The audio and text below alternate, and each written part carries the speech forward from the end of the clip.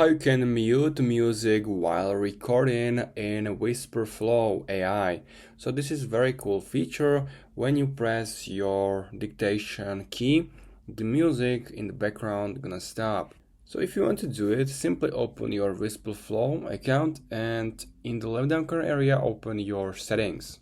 Next step is to go to System section, and here you're gonna find Sound section and mute music while dictating.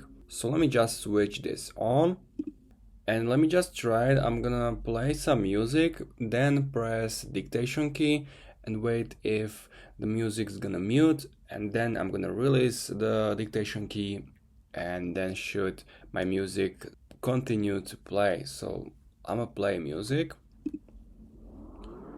Press the FN key or the dictation key. Now it's recording my voice, and if I release it, it's gonna continue with the music. It's very cool feature. You can use it on your own. If you have any questions, make sure to comment. Also make sure to subscribe, and see you next time.